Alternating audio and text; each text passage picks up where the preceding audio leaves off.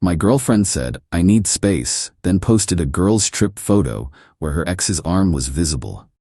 I commented, "Great picture." Then I messaged his wife with the uncropped version I found on her iCloud. The internet drama that unleashed was spectacular. I, 28 male, am sitting here watching my ex-girlfriend's entire world implode in real time on social media. And honestly, I'm eating popcorn. 3 weeks ago, my girlfriend Tessa, 26, hit me with the classic, "I need space to find myself" speech. We'd been together for 2 years, living together for 8 months. Things seemed fine. We'd literally just booked Christmas flights to visit my family. "I'm not breaking up with you," she insisted. "I just need some time to figure out what I want.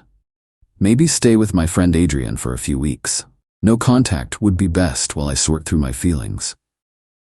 It hurt, but I respected it. Gave her a hug, told her I understood, helped her pack some bags. She left her laptop and iPad at our place since it's still my home too. Right? A week passes. Radio silence from her end, which is what she asked for.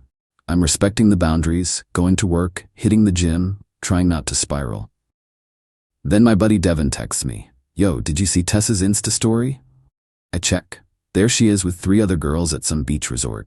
Caption, "Sometimes you just need your girls." Girls trip, self-care, finding myself. Cool. Finding yourself requires a beach vacation apparently. Whatever. But then I zoom in on one photo. They're at a beach bar, all holding drinks. And there, barely visible at the edge of the frame, a man's arm. Distinctive tattoo sleeve. I know that arm. That's Kieran, her ex from college. The one she told me was completely out of her life and basically dead to her after he cheated. My first instinct, rage. Second instinct, depression. Third instinct, suspicion. See, we share an iCloud family plan. Yes, I know, stupid in hindsight. She forgot she gave me access months ago when her storage was full. I'd never snooped before, never had a reason to. I had a reason now. Logged into the shared photo stream, and boom, the uncropped versions. Kieran in every single photo. Not just present, arms around her, kissing her cheek, sunset couple photos. The girls' trip was 2 couples, Adrienne with her boyfriend, Tessa with Kieran. But here's the thing that changed this from heartbreak to fury. The metadata. These photos started getting uploaded to the cloud the day before she asked for space. This was planned. I screenshot everything. Then I go nuclear in the most subtle way possible. First, I comment on her public beach photo. "Great picture." She immediately texts me, breaking her own no-contact rule. "Thanks, babe. Miss you." That's when I remember something else. Kieran isn't just her ex. Kieran is married, has been for a year. His wife Bridget is this sweet kindergarten teacher who posts craft videos on TikTok. Took me 5 minutes to find her profile. My message was simple. "Hi Bridget, you don't know me, but I think you should see these photos from your husband's current vacation." Attached every single photo, every timestamp, every kissing selfie. Then I waited. Update 1. Holy hell, the internet is undefeated. So Bridget received my message at like 8 p.m. By 8:15, Kieran's Facebook relationship status was gone. By 8:30, Bridget had posted the photos I sent her on her TikTok with the caption, "When you find out your husband's work conference is actually him hooking up with his ex." Part 1. Part 1. It went viral overnight. 2.3 million views. The comments were brutal. Not the kindergarten teacher being the one teaching lessons. The way she kept the receipts organized by timestamp. Queen behavior. "Somebody check on Tessa bestie, seems like her boyfriend doesn't know either." That last comment. Chefs. No wait, I'm not using that phrase. That comment was perfect, because suddenly my DMs were blowing up. Mutual friends sending me the TikTok. "Bro, is this your girlfriend?" Meanwhile, Tessa clearly hadn't seen any of this yet. She posted another beach photo that morning with Kieran fully visible. Caption, "Paradise with my person." The comments section turned into a bloodbath. "Girl, your boyfriend is looking for you." Not the soft launch while your actual boyfriend thinks you're having alone time. Kieran's wife has entered the chat. Tessa checked TikTok challenge. She deleted the post within an hour. Then her entire Instagram went private. Then it went completely dark. My phone started exploding. 16 missed calls from Tessa. 12 from Adrienne. 8 from numbers I didn't recognize. The first voicemail from Tessa. "Ryan, what did you do? Call me back now." The 5th. "This is so messed up. You had no right to involve his wife. You're ruining lives. The 10th. Please, we need to talk. It's not what it looks like. Girl, it's exactly what it looks like. But the best part? Bridget posted part 2. Security footage from their Ring doorbell showing Kieran leaving with a suitcase the morning he left, telling her, "Love you, babe. Gonna miss you this week at the conference." Then part 3. Screenshots of their credit card statements showing charges at the exact resort where Tessa was staying. Then part 4. Her serving him divorce papers at the airport when he landed. She had them ready. This woman works fast. Adrienne tried calling me from Tessa's phone. I actually answered that one. "Ryan, you need to fix this. You've destroyed everything. I didn't do anything except tell Kieran's wife the truth." "You had no business." "No business? Tessa is my girlfriend, or was. Kieran is her husband. We both had business knowing. Tessa was going to tell you when she got back." "Tell me what, exactly? That she needed space to hook up with her married ex?" "It's complicated. You don't understand their history." "You're right. I don't understand helping your best friend cheat with a married man while lying to her boyfriend. Explain it to me." She hung up. Then came the twist. Tessa's mom called me. "Patricia and I always got along great." She was crying. "Ryan, honey, I'm so sorry. I had no idea. She told me she was going on a work retreat." "She lied to you too?" I'm mortified. "I raised her better than this. Are you okay?" "I wasn't expecting that." "I'm processing." "For what it's worth, I think what you did was right. That poor wife deserved to know, and you deserved better than this. At least someone in that family has sense." Update 2. The entitlement came out in full force this week. So Tessa came back early from her girls' trip. Apparently things got uncomfortable after Bridget's TikTok series hit 10 million views, and someone made a whole YouTube documentary about it. Yes, really, it's 45 minutes long and called The Sunset Beach Homewrecker Mystery, a digital detective story. She showed up at our apartment at 7 a.m. on a Tuesday. I was getting ready for work. She still had her key. My mistake, but I was handling one thing at a time. "We need to talk." "No, we don't. You can get your stuff and leave your key." "Ryan, please, you don't understand." "I understand perfectly. You planned a vacation with your married ex before asking me for space. That's all I need to understand." Then she hit me with, "I was going to choose you. This was just closure." "Closure? Closure? You were making out with him in sunset photos." I needed to know if there were still feelings. "While he's married?" "That's not my responsibility. Their marriage was already having problems." The audacity. I just stared at her. "Get your things. Leave the key. You have 1 hour." She started crying. "Where am I supposed to go? Adrienne won't talk to me anymore." Turns out Adrienne's boyfriend saw the whole thing blow up online and was not happy his girlfriend enabled this mess. They broke up too. Not my problem. This is my home too. I've been paying rent. You paid rent for exactly 2 months before you started forgetting, and I covered it. It's my name on the lease. Only my name. You can't just kick me out. You literally moved out 3 weeks ago to find yourself. I'm just making it permanent." She tried another angle. "What about my job? Everyone's seen those TikToks. HR is involved. See, Tessa works at a marketing firm that's very big on their ethical business practices and moral leadership branding. Having an employee go viral for being a homewrecker? Not a great look. Again, not my problem. You've ruined my life." "No, you ruined your life. I just made sure Kieran's wife knew hers was being ruined too."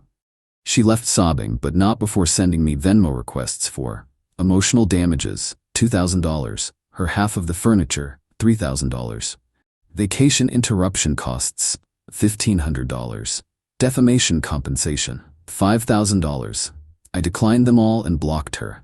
But she wasn't done. Oh no. She started a smear campaign, posting on Facebook about how I was controlling and surveilled her every move and violated her privacy by going through her photos. She conveniently left out that they were on a shared cloud account that she gave me access to. Her mom, Patricia, commented, "Tessa, stop.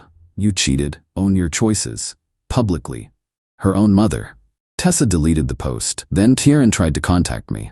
This walking red flag had the nerve to DM me on Instagram. "Bro to bro, that was seriously uncool. You destroyed my marriage." Me, "You destroyed your marriage when you decided to cheat on your wife." It's not that simple. It's exactly that simple. Tessa and I have history. You wouldn't understand. I understand you're both cheaters who deserve each other. I'm gonna lose everything in the divorce because of you. Good. He threatened to sue me for alienation of affection, which his lawyer apparently told him isn't even a thing in our state. Blocked him too. The best update though, Bridget reached out to thank me. I know this must have been painful for you too, but thank you for telling me. I was already suspicious. This was the proof I needed. My lawyer says the evidence you provided makes this a slam dunk. I'm sorry you got hurt too. Class act, that woman. Update 3. The escalation has been something. So Tessa's job situation imploded completely.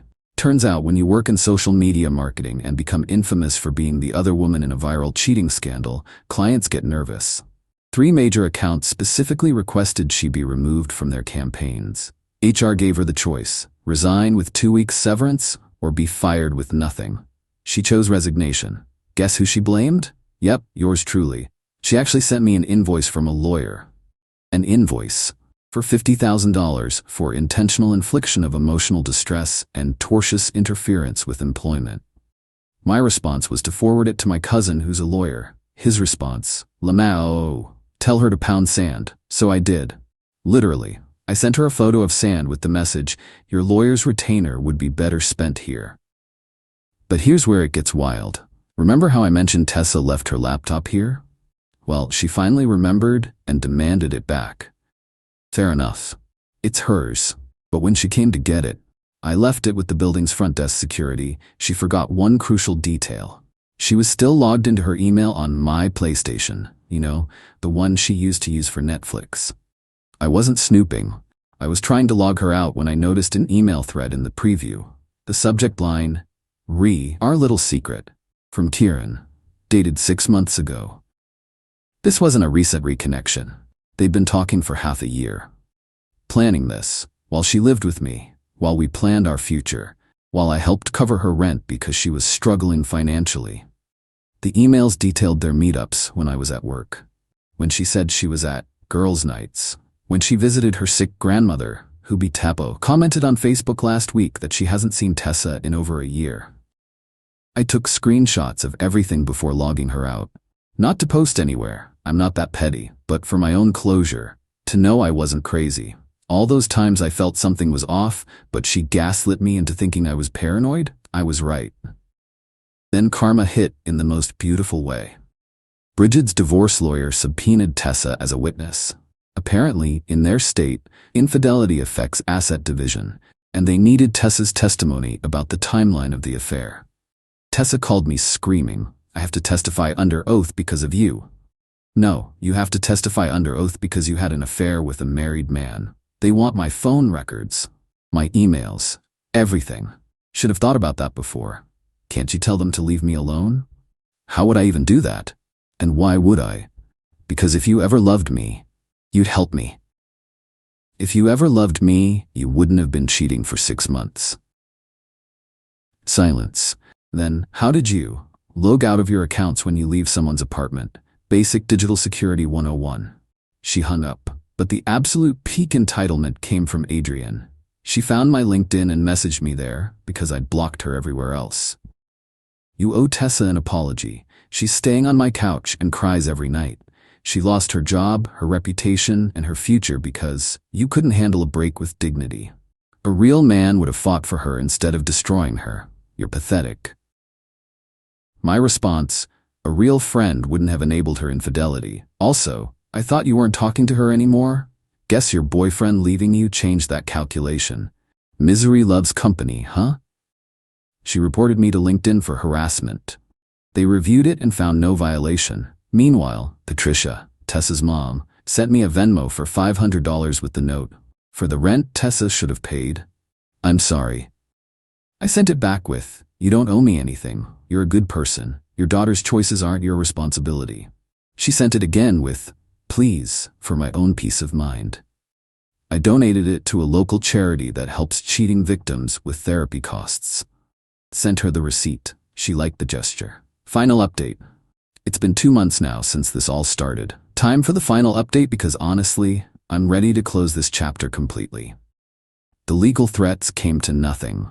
Tessa's lawyer dropped her after she couldn't pay the retainer. Kieran's lawyer told him he had no case. The only real legal action was Bridget's divorce, which was finalized last week. She took him to the cleaners, got the house, the better car, and alimony. Queen really did deserve better. Tessa's professional life never recovered. The marketing world in our city is surprisingly small, and being the face of a viral cheating scandal doesn't exactly scream trustworthy brand representative. Last I heard through the grapevine, she moved back to her hometown 3 hours away to work at her dad's insurance office.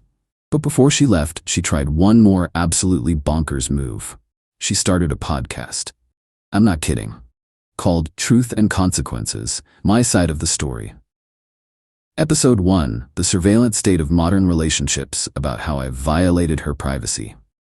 Episode 2, When Love Becomes Control, implying I was abusive, with 0 examples because there were none.